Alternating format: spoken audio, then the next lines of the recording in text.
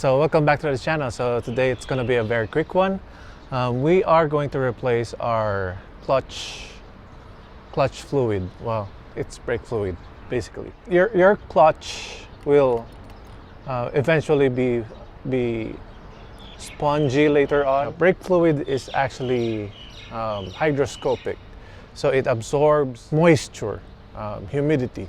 So eventually it will be filled with moisture, and then when temperature goes up, the moisture turns into gas. Air is compressible and fluid is not. So that's why later on, like now, this is spongy. So well, don't be like me. Don't wait for it to be spongy. So let's start on it. All you need to have is a rug, lint-free as much as possible, brake fluid, 10mm wrench. It's better to have it on a box wrench than an open one, and 6-point is advisable. A bottle, a screwdriver, hose. So there is two things that you have to make sure that you can do. First is you can crack the bleeder open, and then second is you can take this off, because if you open this and the bleeder couldn't be open, then you just wasted your time. So start with the bleeder and then this one. So for this, smack it a little bit, just a little.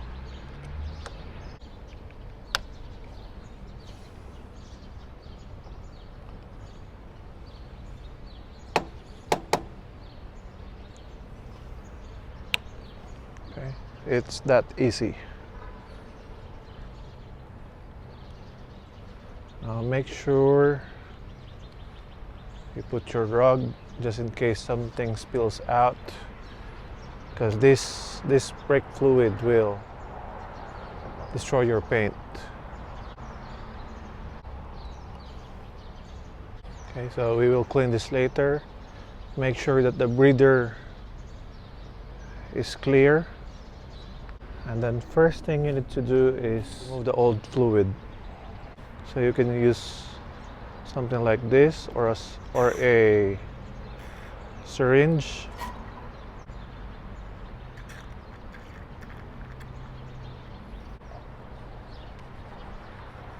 And then just clean the inside with your rug.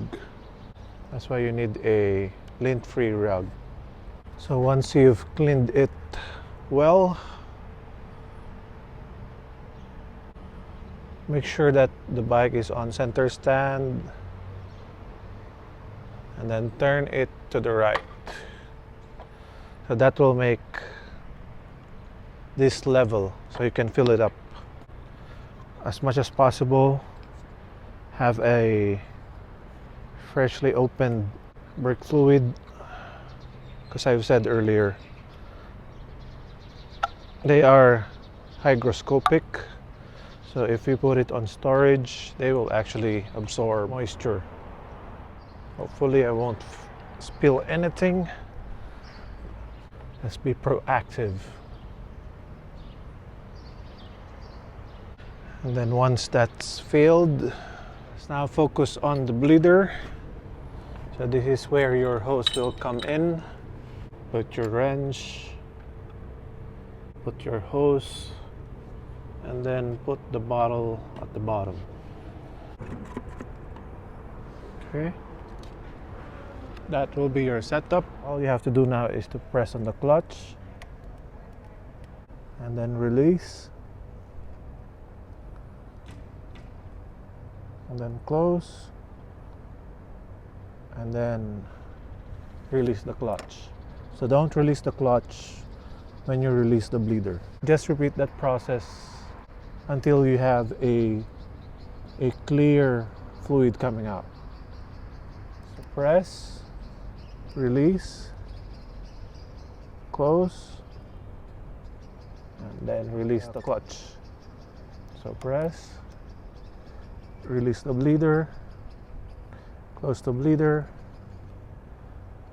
release the clutch, and so on and so forth. Just remember to keep an eye on your reservoir and top it up every now and then.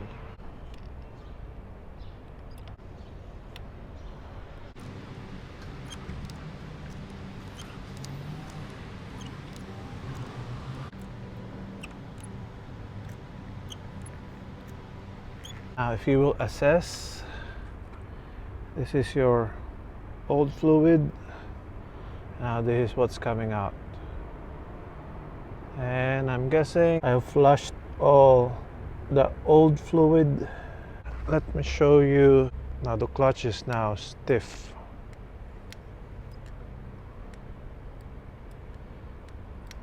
So it's not spongy anymore. So if you can see, I have adjusted this so many times. So now I can now go back to 1. I'm guessing. I will check later. So all we have to do now is top this up and then close it. So make sure to clean this.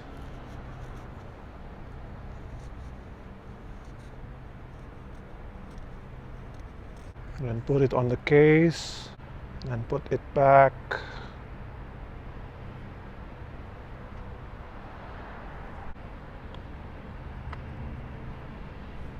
And then hand tighten your bolt.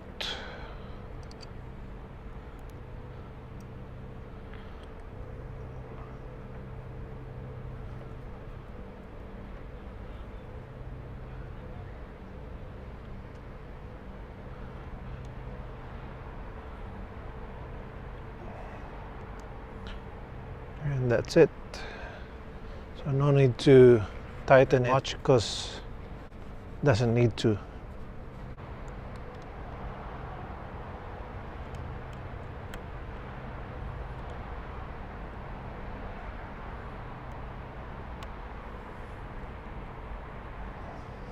Okay, so now the task on top is done. Let's go to the bleeder.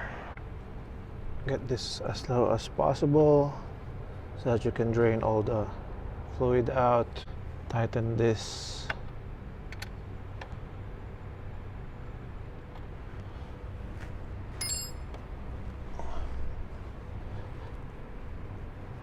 Clean it up so that you can see next time if you are leaking. And then don't forget to put on the cap, the dust cap. And it's also a good idea to flush this out with water.